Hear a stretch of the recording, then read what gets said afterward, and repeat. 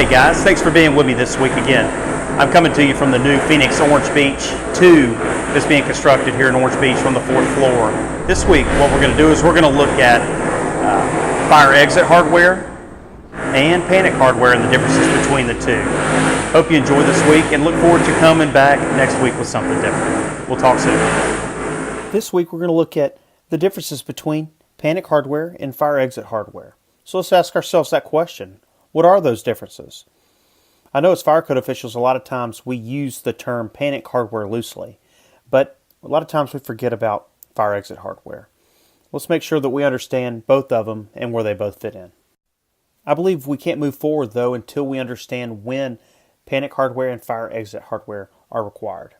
And looking at the International Building and Fire Code in section 1010.1.10, you'll see that these type of devices are required when you have assembly and educational occupancies with occupant loads over 50, any high hazard occupancy or group H, and certain electrical rooms. Let's start by looking at what an exit device is, and that is the general term for panic hardware, a panic device or fire exit hardware. An exit device may be of the touchpad, crossbar, or recessed style, and it's characterized by an actuating mechanism that spans at least half the width of the door. If the length of the touchpad or crossbar is not at least half the width of the door, the hardware is not code compliant. Panic hardware is an exit device which is tested for the use on doors that are required to have panic hardware, but cannot be used on a fire door.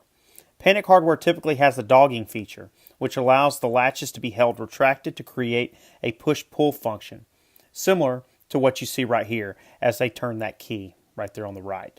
You see how it holds that latch in? That's what's called a dogging feature.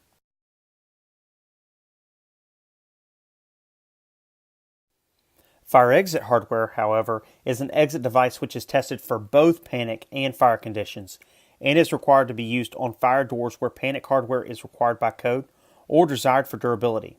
Since fire doors require positive latching, fire exit hardware does not incorporate mechanical dogging. Panic hardware and fire exit hardware are similar in their listings, but they're also different. Panic hardware is listed in accordance with UL 305. However, fire exit hardware is also listed in accordance with UL 305, but also UL 10C. In conclusion, the main difference between panic hardware and fire exit hardware is that the former is equipped with mechanical dogging, whereas the latter is not. You'll also find that there are other differences, such as internal construction and how the hardware is to be installed, although it differs based off the specific device. Regardless, in simple terms, if it's a required fire door, it's going to have fire exit hardware. Thank you all for being with me this week. I hope that you all have a great week and look forward to coming back next week with something different. We'll talk soon.